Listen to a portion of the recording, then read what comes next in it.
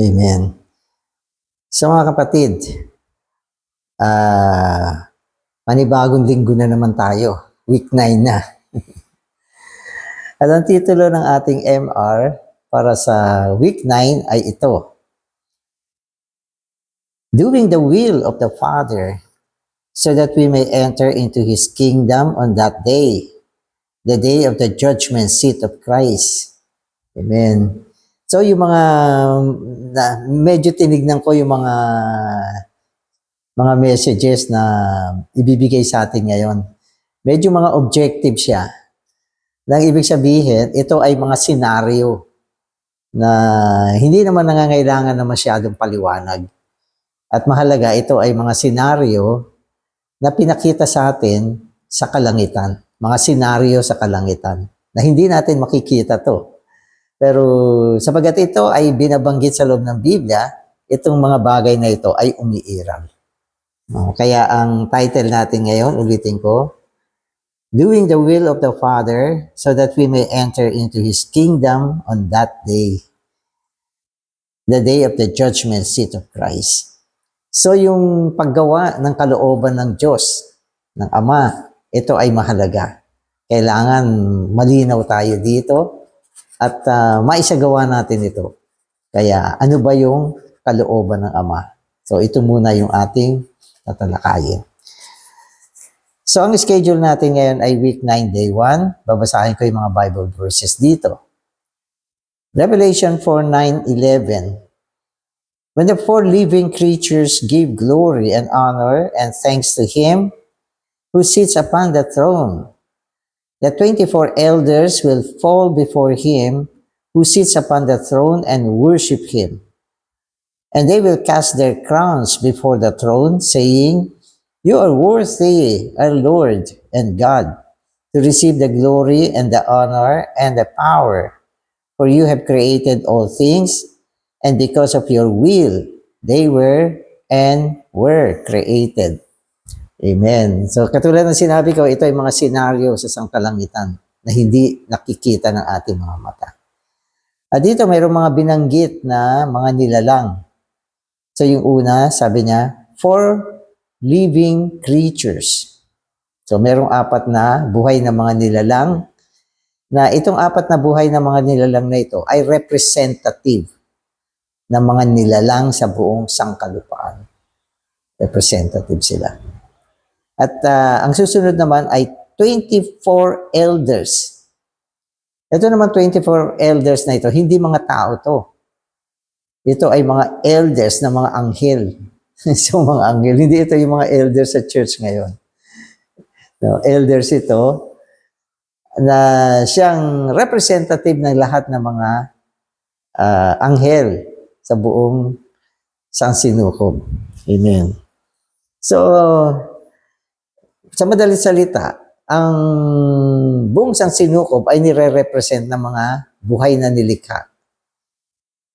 Okay, buhay na nilikha. So, yan yung 4 living creatures, 4 na buhay na nilikha. At ang sumunod naman ay ang mga anghel, mga espiritu to, hindi natin nakikita. Na nire-represent naman noong 24 elders na mga anghel. Kala nyo, church lang ang may elders. Yung mga anghel may elders din. So magbabasa na ako. In Revelation 4:8-11, we see the worship of God by the 4 living creatures representing all the creatures. So ano makikita natin? Ito kasi mga sipi sa Revelation. Kaya mga minsan yung mga nakatala sa Revelation, mga bagay na hindi ordinaryo kasi ito. So sinasabi sa atin dito ay ang pagsamba sa Diyos. Ang Diyos ay sinasamba. At ito ay hindi sa lupa nagaganap. No, ito ay ang una ay ang 4 na buhay na nilikha. Okay? Na siyang kumakatawan sa lahat ng mga nilikha. So kasama tayo dyan, kinatawan tayo dyan. Amen. Pagkatapos, and by the 24 elders representing all the angels, 24 elders representing all the angels. So yung una, 4 na nilikha. Kinatawan ng lahat ng mga nilikha. Okay, mga nilikha. At pagkatapos, 24 na mga matatanda na kumakatawan naman sa mga anghel. Okay, so sundan lang natin siya. So in verse 8, the living creatures mentioned holy 3 times, as in Isaiah 6:3, implying that God is triune. So anong sabi nila? Holy, holy, holy. 3 beses nilang sinabi yung holy. Nang ibig sabihin, sinasamba nila yung tres unong Diyos. 3 holy para sa tres unong Diyos. Amen. Nang ibig sabihin, siya ay banal. Banal ang Ama, ang Anak at Espiritu ay Diyos ng kabanalan. Amen. Nakatulad din ang binanggit sa Isaiah 6:3. Amen. Also, the mention of God's existence in 3 tenses implies that God is triune. Amen. At pagkatapos naman, binanggit yung pag-iral ng Diyos sa 3 kapanahunan na tumutukoy din sa 3 kapanahunan. Sa tres unong Diyos at 3 kapanahunan. So, ibig sabihin, bagamat ang Diyos natin, hindi naman naghiwa-hiwalay yan kasi triune sila. Magkakasama sila. Pero yung kanilang expression ay pinakikita sa 3 kapanahunan. So, ang unang kapanahunan ay ang pag-iral ng Ama. Di ba? Tapos, pangalawang kapanahunan ay ang pag-iral ng Anak at ng Espiritu, pangatlo. So, 3 kapanahunan na tumutukoy sa tres unong Diyos. Amen. The praises of both the 4 living creatures and the 24 elders are composed of 3 items, implying that both the living creatures and the elders are praising the triune God. So, dalawa ang pumupuri sa tres unong Diyos. Yung 4 living creatures at yung 24 elders na representative ng mga anghel. Yung 4 living creatures ay representative ng lahat ng mga nilikha. At yung 24 elders ay representative ng lahat ng mga anghel. Kaya dito sa pagpuri sa Diyos, ito yung 2 grupo na nagpupuri sa Diyos. Amen. Amen. So the first 2 items, glory and honor, are the same in both places. So yung unang binanggit sa kanilang pagpuri ay ang kaluwalhatian at ang karangalan. At ginawa ito sa isang lugar. In the praises of the 4 living creatures, the last item is thanks because they are redeemed and are grateful for the redemption of God's grace. Whereas in the praises of the 24 elders, the last item is power because as the rulers of the universe and not the redeemed creatures, they appreciate the power of God by which they rule. Amen. So ano yung una? Thanks. Ano yung last item ng pagpuri ng 4 living creatures, sabi niya, thanks, salamat. Sabi niya. Kasi ito ay tumutukoy sa katubusan. At sila ay nagpapasalamat sa katubusan ng biyaya ng Diyos. Okay. Samantalang yung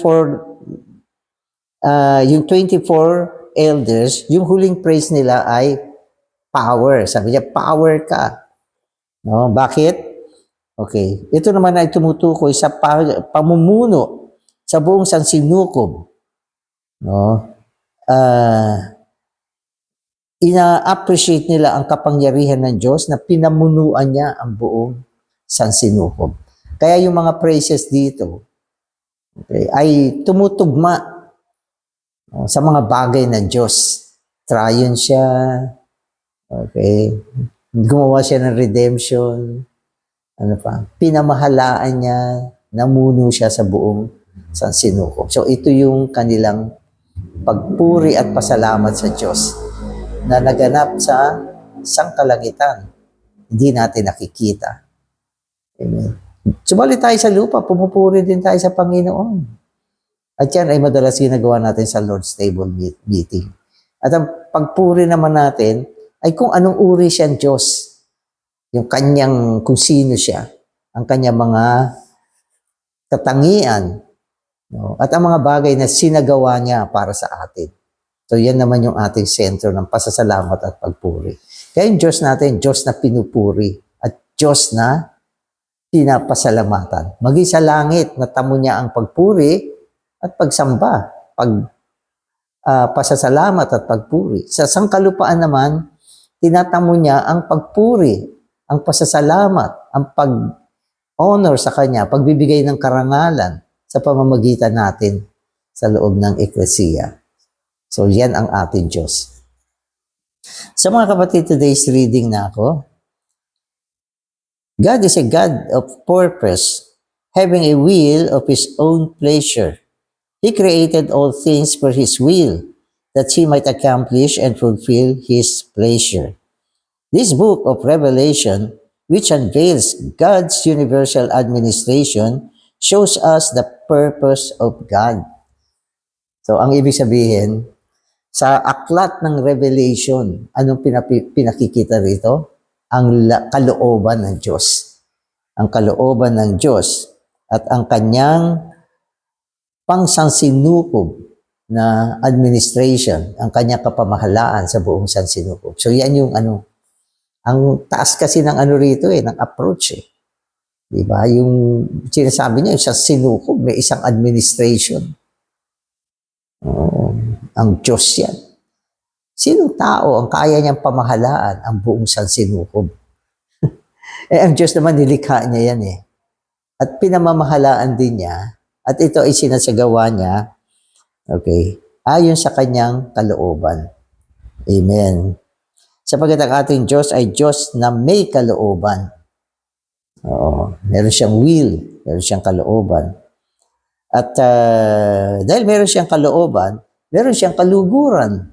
So, ang Diyos natin, parang may mga bagay dito sa sansinukob na napakakinalulugdan niya. Katulad ng kanyang kalooban. So, yung kalooban niya, naging kaluguran niya. Ano nagpapasaya sa Diyos? Ang kanyang kalooban. Na tumutukoy sa kanyang gusto niyang, sa mga bagay na gusto niyang gawin. So, gumagawa siya para sa kanyang kaluguran. Kaya ang Diyos, busy siya, at habang ginagawa niya yung mga bagay na yan, na kanyang kalooban, siya ay nalulugod. Alam niyo ba? So, ang Diyos natin, meron damdamin, may kaisipan, na parang katulad din ng tao. Masaya siya na kanyang sinasagawa ang isang pangsansinukob na administration. No? Pinamamahalaan niya ang kanyang buong nilikha. At ito ay naging kaluguran niya, naging kasiyahan niya. At ito ay ang kanyang kalooban. Amen. As the ones who carry out God's administration in the universe, the 24 angelic elders speak out in their praises the will of God's creation. Amen. So yung mga angelic angel, okay, ay alam nila yung kalooban ng Diyos sa kanyang paglikha. Ang ganda. So, kilala nila ang Diyos. So, alam nila ang Diyos ay lumikha. Di ba? At hindi lang siya lumikha. Nung lumikha siya, meron siyang kalooban. No, yan yung kanyang kalooban. No, sa bagay na kanyang nilikha. Kasi hindi siya lumikha ng, wala siya magawa. Parang walang magawa. Gusto lumikha. Hindi. Ang kanyang paglikha ay ayon sa kanyang kalooban. At ito ay ang kanyang mabuting kaluguran. So, ganyan ang ating Diyos. At ang maganda, yung mga angel na nagpe-pray sa Panginoon, nagpupuri, alam nila yung kanyang kalooban kung ba't siya lumikha ng ganyan. Nung lumikha siya, malinaw yung mga, yung mga angelic representative kung ano ang nasa isip ng Diyos, ano ang gusto niya, at ano ang kalooban niya sa kanyang nilikha. So sabi dito, people can easily realize the creation of God, but they scarcely know the will, the purpose of God's creation. So, hindi kasi tayo anghel eh. So yung mga anghel, ay yung mga tao, okay, madali nilang matanto yung paglikha ng Diyos. Kasi ang paglikha niya, tumutukoy doon sa mga nakikitang bagay. So nakikita nila yan. Wow, kaganda ng kanyang nilikha. Iba gumawa pa ng tula tungkol sa kagandahan ng nilikha ng Diyos. At yun naman mga scientists, pinag-aaralan nila yung universe. Kaya nakarating pa sila sa buwan. At gumawa sila ng malalaking teleskopyo para tignan yung mga hindi kaya makita ng mata. At ito ay kanilang pinag-aaralan. Pero, hindi nila alam ang kalooban ng Diyos tungkol sa kanyang nilikha. Hindi nila alam. So, daig sila nitong mga angel na ito. But of course, tayo ngayon, hindi man tayo mga scientists, pero tayo ay binigyan naman ng pangitain upang malaman ang kalooban ng Diyos tungkol sa kanyang paglikha. Alam mo ba yan? So, dapat alam mo yan. Dapat alam natin yan. So, yan ay nakatago, pero pinaalam na sa atin yan. Amen. So, the praise of the angelic angels is an introduction to the contents of this book, which unveils the will, the purpose of God's creation to have an eternal habitation for God's satisfaction and expression. O yan, alam natin. Di ba? So sinasabi rito, yung mga anghel, yung mga matatanda ng anghel, okay, ay gumawa ng panguna, introduction dito sa aklat na ito na binubuo ng kanilang pagpuri sa Diyos, pasasalamat sa Diyos. Sila yung gumawa ng introduction. Inumpisahan nila itong aklat na ito sa pamamagitan ng pagpuri sa Diyos. At ang kanilang pagpuri ay ang pagpapakita ng kalooban ng Diyos. Ang kanyang layunin tungkol sa paglikha. Ang kalooban niya at ang kanyang layunin sa paglikha ay binuksan sa pamamagitan ng pagpuri ng mga anghel. Amen. At ano ito? Ano itong sinasabi natin na layunin? At itong kalooban at layunin ng Diyos tungkol sa kanyang paglikha. O ito, huwag niyong kakalimutan. Sabi rito, ito ay ang kanyang kagustuhan na magkaroon ng walang hanggang, okay, tahanan, habitation, tahanan. Okay? At ang kasiyahan niya na siya ay maihayag. Kasi pag ito binasa mo ng bigla, hindi mo basta maintindihan. Pero unti-unti kung binabasa, lumilinaw.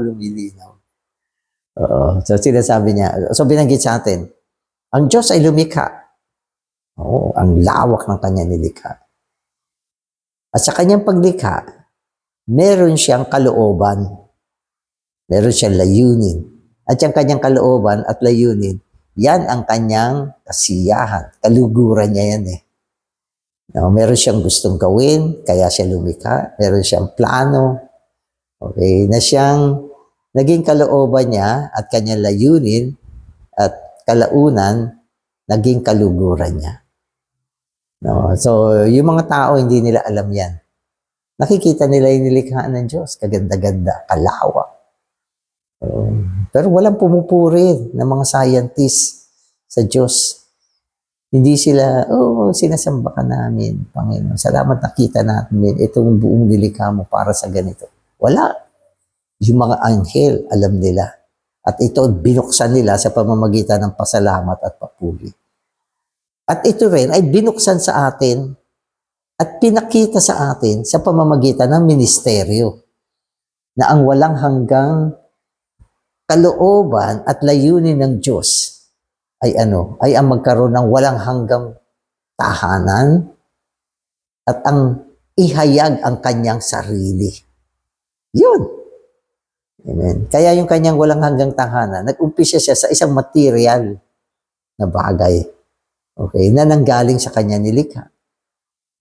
Di ba? At yun namang kanyang kagustuhan na ihayag yung kanyang sarili, okay, ay ito ay naihayag sa kanyang buong nilikha. Di ba? Ang kanyang nilikha ay malawak. Ang Diyos ay malawak. Ang kanyang nilikha ay isang nilikha ng kagandahan. Ang Diyos ay isang kagandahan. Di ba? At kalaunan, ang kanyang nilikha ay nagpatuloy sa pag-unlad. Umunlad yan ng umunlad na nagsimula sa kanyang paglikha. Amen. So, kaya nga sinasabi ko yung mga message ngayon ay napaka-objective. Pero, unti-unti naiintindihan natin na ito ay may kinalaman sa atin. Amen. Amen. This is the holy city, New Jerusalem. In the New Jerusalem, God's will in creation will be completely revealed and fulfilled.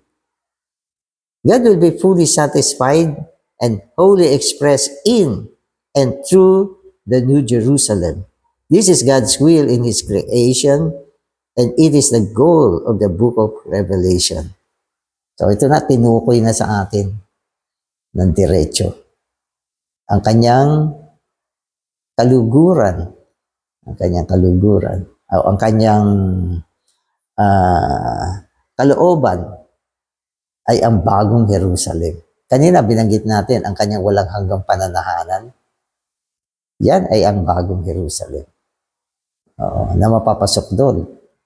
Ang kanyang kahayagan, yan ay ang bagong Jerusalem sa kasukdulan. Ang kahayagan ng Diyos dyan ay aabot sa kasukdulan. Kasi mapapasok doon yan eh. At ang kanyang pananahanan dyan ay magiging pananahanan niya tungo sa walang hanggan. Kaya ang pinakamimithi ng kanyang puso ay ang bagong Jerusalem. At itong bagong Jerusalem, mga kapatid, hindi lang ito basta nilikha ng Diyos, kundi ito ay bunga ng kanyang paglikha. Development kasi ng New Jerusalem. Mula sa paglikha, nagkaroon ng development. Nagkaroon ng maraming mga proseso na nagbunga sa bagong Jerusalem, ang kanyang kalooban, ang kanyang layunin, ang kanyang kaluguran, na walang iba kundi ang kanyang walang hanggang pananahanan at ang kanyang kahayagan. At yan ay dadating sa darating na panahon. Amen. Amen. God's will is God's wish. God's desire, God's will is what He wishes to do and wants to do. God's good pleasure is God's will. So, paulit-ulit sa atin, yung kalooban ng Diyos, ito yung kanyang minimithi. Okay? Ito yung kanyang gusto, at ito ang kanyang kalooban. Okay? At ito ang kanyang kaluguran. At ito ay tumutukoy sa kanyang kalooban. Amen. Ephesians 1:5 speaks of the good pleasure of His will. His good pleasure is embodied in His will. So His will comes first. Amen. So sa Ephesians 1:5, binabanggit sa atin ang mabuting kaluguran ng Diyos. Ano ang kanyang mabuting kaluguran? Yan ang kanyang kalooban. Kung hindi maisagawa ang kanyang kalooban, wala siyang kaluguran. Magiging malungkot ang Diyos. Ibig sabihin, ang nagpapasaya sa kanya, yung kanyang kalooban na magawa, maisagawa siya. Amen. So, yan yung sinasabi sa atin. Okay. At ang kanyang mabuting kaluguran ay naisakatawan. Ibig sabihin, nakapaloob siya sa kanyang kalooban. So, asan yung kanyang kaluguran? Nandun sa kanyang kalooban. Yung kalooban niya, yun ang gagawin niya. At nandun doon nakapasok ang kanyang kaluguran. Amen. God's will was hidden in God as a mystery. Okay, so Ephesians 1:9 speaks of the mystery of His will. So in eternity, God planned a will. This will was hidden in him. Hence, it was a mysterious. It was a mystery. God's will as a mystery hidden in God, issues in God's economy, His dispensation. From God's will, issues God's economy through His purpose, God, good pleasure, and counsel. Oh, medyo ano ito. So, pakinggan nyo ito. Okay. So, sinasabi sa atin, okay, sa Efeso 1:9, ang hiwaga ng kanyang kalooban. Hiwaga. Ibig sabihin, wala nakakaalam. Siya lang ang nakakaalam ng kanyang kalooban. Oo. Ako, tatanungin mo sa mga nagdaang panahon, anong kalooban ng Diyos? Wala akong alam. So, kaya ang Diyos, tinago niya ito sa kanyang sarili. So, ito ay mula pa sa mga nagdaang kapanahunan. Okay. Ang Diyos ay merong plano sa kanyang kalooban. May plano siya. Meron siyang kalooban. Kaya lang, dahil hindi naman agad ito binuksan, kaya may isang kapanahunan na mahiwaga ito, nakatago. Ang ibig sabihin ng mahiwaga, nakatago. Walang nakakaalam nito. Ang Diyos lang ang nakakaalam nito. Maaring yung panahon na yan. O maski yung mga Old Testament, hindi rin nila alam yan. Hindi pa masyadong solid, hindi malinaw na binanggit yan. Kung ano yung kanyang kalooban. Lalo yung mga, yung mga creatures ng mga nagdaang Adamic race. Hindi nila alam yan. Wala silang alam. Nakatago siya at isa siyang hiwaga. Okay. Amen. So, ito ay tinatawag na hiwaga ng kalooban ng Diyos na naitago sa Diyos. Pero itong hiwagang ito, mga kapatid, nagbunga siya ng isang ekonomiya. Ekonomiya, God's economy. So mula sa kanyang kalooban, nagbunga ng isang God's economy. Ekonomiya ng Diyos. At ang ekonomiya ng Diyos, pwede ko sabihin, ay naging pamamaraan ng Diyos upang isagawa ang kanyang kalooban. Sabagat kung walang ekonomiya, hindi niya magagawa yung kanyang kalooban. So ang kanyang tool, ang kanyang pamamaraan ay tinatawag na God's economy. Oo, God's economy ang tawag dyan. Kaya nga tayo nagpapasailalim tayo sa ekonomiya ng Diyos Nagpapaubaya tayo dyan. Kasi yan ang magsasagawa ng kalooban ng Diyos, yung kanyang ekonomiya. At ito ay sa paraan ng pamamahagi, dispensing.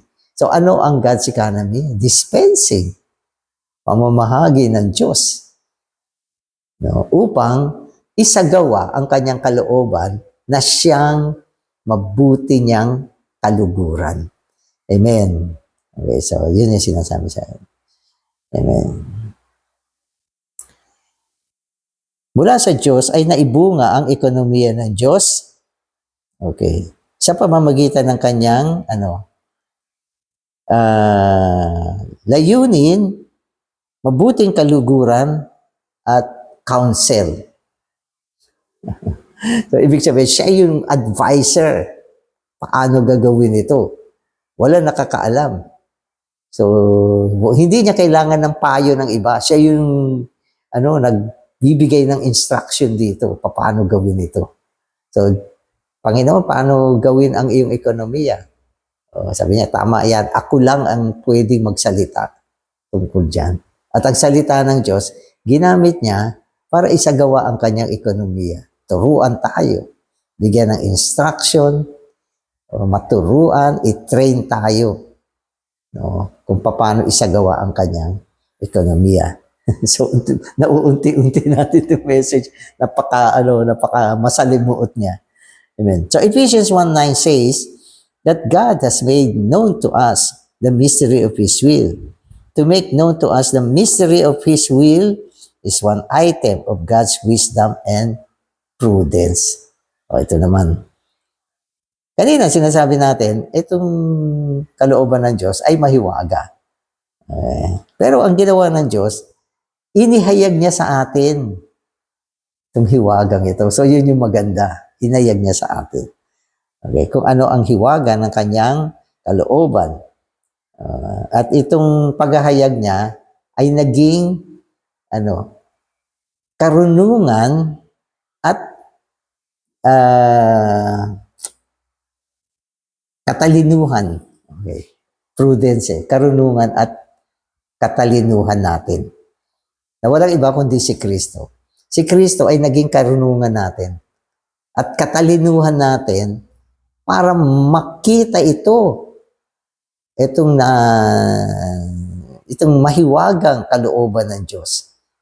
No? So, hinayag niya ito sa atin sa pamamagitan ni Kristo. Pag wala si Kristo, hindi natin yan makikita.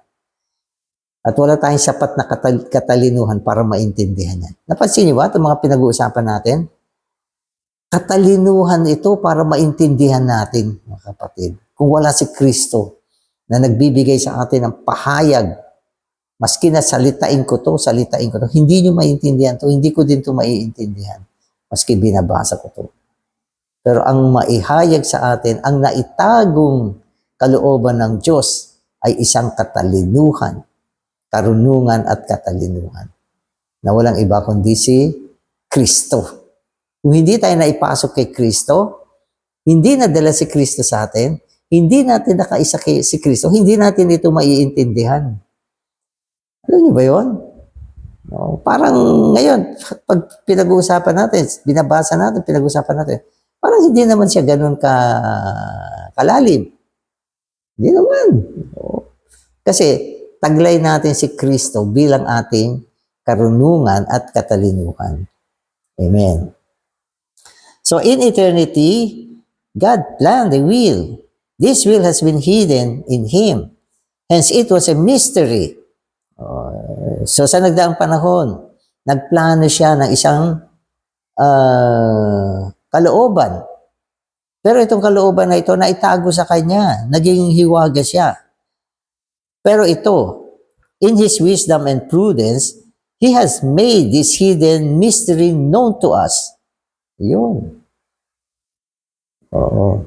Ang kanyang katalinuhan, ang kanyang karunungan, ginamit niya upang ihayag ito sa atin. Ito, paano? Okay. Through His revelation in Christ. That is, through Christ's incarnation, crucifixion, resurrection, and ascension. It was the pleasure of God's heart to reveal to us the mystery of His will.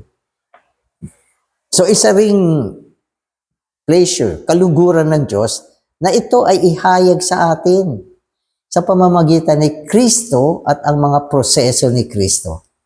So, yung proseso ni Kristo ay isang paghahayag sa atin ng natatagong kalooban ng Diyos. Di ba? Si Kristo ay nagkatawang tao, namatay sa krus, nabuhay na muli, umakyat sa sangkalangitan, at naging espiritu. Lahat itong prosesong ito ay paghahayag ng kalooban ng Diyos na naitago, na naihayag sa pamamagitan ni Kristo at ng kanya mga proseso. Diba? So nakita natin, nagkatawang taong Panginoon. Para saan ito?